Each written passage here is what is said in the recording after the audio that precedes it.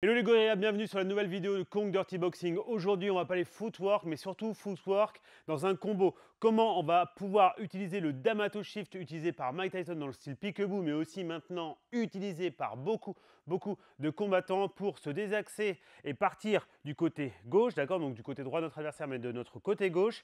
Comment on va pouvoir envoyer des frappes pour pouvoir se décaler et exploiter ce bras arrière au niveau de la ligne centrale. Bref, ça va être une vidéo qui va être mortel, qui va envoyer un max, vous allez apprendre beaucoup. Likez, commentez, partagez, abonnez-vous si vous n'êtes pas encore abonné. Et j'ai envie de dire let's go. Tout d'abord, on va faire attention à la position des jambes. La position des jambes, si vous êtes droitier, pied gauche devant, pied droit derrière, d'accord, je suis sur pointe de pied. Je vais venir donc pousser vraiment sur la jambe arrière et la jambe arrière remplace le pied avant et le pied avant avance. Je le refais, je suis dans cette position et je me décale. Si vous regardez bien ma position, quand je suis comme ceci, en fait, je ne me mets pas là. Hein. J'ai vraiment mes appuis qui viennent tourner.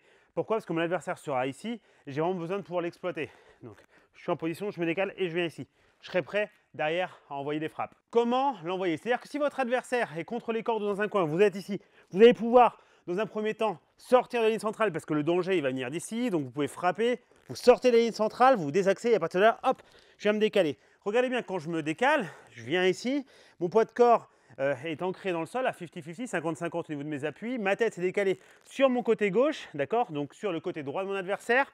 Et en fait, quand je vais changer mes appuis, quand mon pied droit va remplacer mon pied avant et mon pied avant, il va aller vers l'avant, ce qui va se passer en fait, c'est que ma tête, je vais l'envoyer de l'autre côté, comme ceci. Pourquoi? Parce que ça me permet non seulement de gérer le fait que je me déplace dans un sens pour éviter de partir complètement et perdre mon équilibre, et en plus de ça, je vais charger et ça va surtout me permettre de pouvoir verrouiller les bras de mon adversaire qui vont être ici, donc je vais être en protection, et en plus de ça, je vais déjà charger en fait ce bras arrière, puisque c'est celui qu'on va vouloir exploiter. D'accord? À partir de là, je vais pouvoir m'amuser à faire des crochets, d'accord, mais aussi des uppercuts ou même un cross si je refais un step back. Je remonte, donc ça c'est position statique. À comprendre que la position statique elle est intéressante, mais c'est quand même rarement le cas. Pourquoi? Parce qu'on va souvent avoir un adversaire qui va tenter de bouger, sortir des cordes s'il était dans les cordes, sortir du coin s'il était dans le coin, ou alors il est au milieu du ring, et si au milieu du ring, si vous enchaînez juste ça comme ça, vous comprenez qu'il va se barrer. Donc en théorie, je suis dans cette position, pointe de pied arrière, je me décale, je descends dans le sol, c'est hyper important, je viens fermer l'épaule droite vers la hanche gauche, d'accord, comme ceci, et à partir de là, je me décale. Là, je suis bien dans le sol pareil pour pouvoir gérer mes appuis et surtout pas perdre mon équilibre. Ce que vous pouvez intégrer, c'est ce principe en fait de bob ici. Vous allez faire plusieurs bobs, plusieurs slips. Vous vous décalez comme si vous esquiviez, d'accord, comme ceci. D'un seul coup, hop, vous le chargez. Et on revient. On va venir ici et on décale. On se décale, on est comme ceci. Hop, et je reviens. Évidemment, ça peut se travailler aussi sur plein d'autres styles de garde. Je peux être en garde longue, hop, et je me décale. Avec, vous savez, le armbar ici. Ça, c'est une prise d'appui qu'on va voir sur notre adversaire pour lui trapper les deux bras. Il va être ici, lui, il est en train de se protéger. Avec ce bras-là, quand vous décalez, vous trappez les bras et vous créez un accès. C'est un point d'ancrage. Ça se fait évidemment aussi en filichelle. Je vais pouvoir enchaîner. Je suis en position, je regarde ce qui se passe. Hop là, il ne se passe rien. Hop, je garde mon bras en bas et quand je mets ma frappe, je le remonte. Alors évidemment, si vous le faites en filichelle, faites gaffe parce que quand vous allez croiser ici jusqu'à là, tout va bien.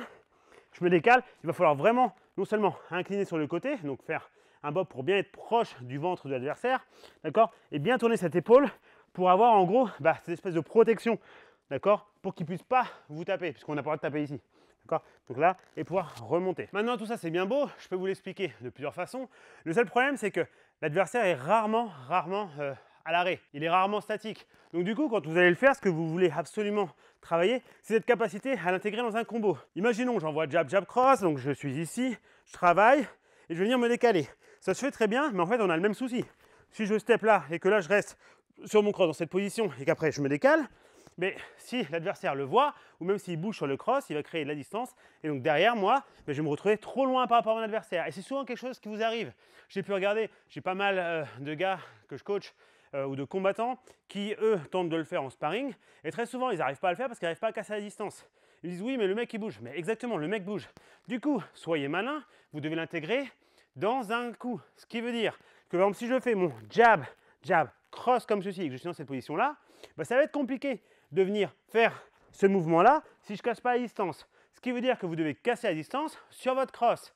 Donc du coup, mettez-vous à bonne distance. Vous allez venir casser la distance progressivement. Soit en high guard, soit en long guard, où vous ramenez doucement mais sûrement en fait, ce bras ici, d'accord. Soit en filichelle, vous êtes ici, vous travaillez, vous fermez, prêt à esquiver les frappes.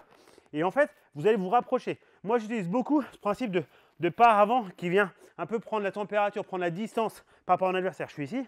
Et après, je vais pouvoir faire jab, jab, en gros, quasiment sur place, où je ne vais pas beaucoup piétiner. Et sur mon cross, en fait, j'aurai bien cette pointe de pied à jambe arrière qui va me permettre d'avoir la propulsion ici pour me désaxer. Ce qui veut dire que si je le fais de face, imaginons, je travaille, là, pointe de pied, je me désaxe. Quand je mets mon cross, je vais ouvrir mon pied gauche. D'accord? Mon pied avant, mon pied gauche sort de l'axe. D'accord? Je ne suis pas comme ceci, là. Je vais vraiment faire 1, 2, je me décale. Je me suis désaxé, je me décale. J'ai steppé de la jambe avant, ce qui fait que je suis en train de cadrer les appuis de mon adversaire. Et à partir de là, je vais pouvoir me décaler. Et le fait de faire ça, ça va me permettre vraiment d'avoir une grande différence. Pourquoi? Parce qu'en fait, je vais cacher mes mouvements. Boum! Là, j'ai steppé vers l'avant et sur le côté. Je trappe mon adversaire. Encore, je travaille. Boum! Et je me trappe. Et ça, en fait, plus je le fais, plus ça va me permettre de pouvoir l'intégrer dans ce step et m'aider à le faire facilement. Vous allez vous rendre compte que non seulement ça va vous permettre d'avoir un zoning de qualité, donc de partir bien sur le côté, en plus de ça, ça va vous permettre surtout de pouvoir vraiment le rentrer. Et ce transfert d'appui comme ceci pour revenir là, ça va vous permettre d'être en gros beaucoup plus dynamique. Vous allez avoir beaucoup plus de vitesse. Et donc c'est ce qui nous intéresse. Jab, jab, je step in, boum. Et en fait, ce step in, pied gauche avec le cross, en opposé, ça vous fait casser à distance. Et la magie de tout ça, c'est que si en plus vous le faites, vous venez là et vous descendez sur vos appuis, vous changez le niveau, vous perturbez votre adversaire parce qu'il y a de grandes chances que l'adversaire soit là et fasse ça. Donc il voit qu'en face, d'un seul coup, hop, quand il regarde, vous n'êtes plus là. Vous êtes en bas, comme je dis, et en plus, vous allez vous décaler. Et là, vous allez pouvoir frapper. Ça, c'est un move que vous devez intégrer. Pourquoi? Parce que ça va changer un petit peu de ce genre de principe où je viens faire mon compas. Ça, c'est le genre de footwork que vous devez intégrer. Et attention, faites pas l'erreur de croire que c'est que pour le peekaboo. C'est pas que pour ce style-là. D'accord? On n'est pas tout le temps ici. On n'est pas les seuls à pouvoir faire ça. C'est pas qu'ici que ça se fait. Ça se fait partout. Ça se fait en Philly. Moi, je le fais beaucoup quand je suis en Philly. Je suis ici, boum, je me suis décalé et je travaille. Une chose importante en termes de transfert du poids de corps. Quand j'ai fait mon jab, jab, cross, je me suis décalé. Je suis ici. Là, je veux vraiment que la jambe arrière remplace la jambe avant, cadre le pied quasiment arrière de mon adversaire. Je suis ici. À partir de là, travaillez sur crochet au corps, pouce vers le haut. D'accord? À vous de voir si vous faites un transfert. Parce que là, vous vous retrouvez en garde de gaucher. Vous êtes ici, c'est une garde de gaucher. Donc, à vous de voir si vous voulez rester en mode garde de gaucher et revenir en garde de droitier. Si vous voulez rester en garde de gaucher, genre 1, 2, sans pivot, et après, vous revenez, puisque lui va reculer, donc vous pouvez faire un step back. Est-ce que vous êtes venu ici, vous voulez tout de suite revenir dans l'esprit en garde de droitier, donc vous allez mettre un pivot sur la jambe arrière, votre jambe droite, d'accord? Ou là, du coup, je me retrouve en position de droitier. Du coup, là, je vais pouvoir enchaîner, quitte à faire 1 et 2 et là, je vais pouvoir retravailler. Ça, ce sont des choses hyper intéressantes. Pourquoi c'est intéressant? Tout simplement parce qu'en fonction de ce que vous allez faire et choisir, ça va changer la physionomie de votre combo et de votre façon de boxer.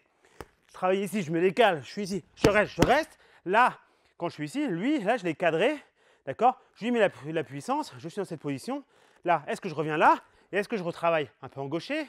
Est-ce que j'ai frappé, je suis ici, je suis là, hop, je ressors, je suis en gaucher, et après, je me remets en droitier? Est-ce que j'enchaîne mes frappes, boum, je me suis décalé, 1, 2, je suis sur cette position-là, et je me redécale en droite? Bref, ça, c'est vraiment à vous de voir. L'idée, c'est de comprendre qu'en fonction de ce que vous faites, vous allez des fois avoir plus de capacité à avoir des sorties, d'accord? Plus vous avez ce genre de sortie de qualité, plus vous allez être imprévisible, plus vous allez être pénible. La meilleure chose, c'est d'être capable de pouvoir enchaîner 1, 2 comme ceci, ou enchaîner 1, 2, hop, comme ceci. Bref, tout me va dès l'instant que vous êtes capable de le faire, d'accord? Ça, évidemment, vous comprenez bien que ce mouvement d'Amato Shift qu'on a ici, en fait, il est intéressant dès l'instant qu'on a la capacité de pouvoir recruter les appuis comme on veut. 1, 2, 3, je suis ici, là je suis sur place. Bam, bam, bam, je suis ici, hop, hop, et je me décale. En mouvement avec les combos, hop, et je me décale. Évidemment, plus tard, je peux venir ici et je peux changer. Parce que si je commence à programmer mon adversaire, que je fais à chaque fois ça, et que je me décale ici, lui, il va commencer à le sentir. Du coup, il va se réorienter très vite pour être en gros dans cette position-là face à moi. Ce qui est intéressant, c'est que je vais pouvoir exploiter ça avec une feinte d'appui. Je viens ici, je me décale. Le fait de faire ça, lui, il va commencer à comprendre, il va s'orienter. Et c'est à ce moment-là où ma jambe arrière vient reprendre l'opposé, où je vais faire un style de l'autre côté, d'accord, pour ressortir au cas où il y a des frappes qui arrivent. Hop, et je me décale. Et là, c'est le même principe de l'autre côté. Et ça, c'est vraiment une tuerie. Donc voilà comment on travaille le Damato Shift à l'opposé et comment on peut l'intégrer dans un combo pour pouvoir arriver à le placer sur quelqu'un qui bouge. Parce que très souvent, on arrive à le faire sur quelqu'un d'immobile, mais sur quelqu'un qui bouge, c'est difficile. Évidemment, quelqu'un d'immobile, vous allez le retrouver que si vous avez fait un très bon cadrage et vous l'avez mis dans un coin ou contre les cordes. Et encore, généralement, lui, il va tenter de trouver n'importe quelle petite faille dans votre box pour pouvoir se barrer.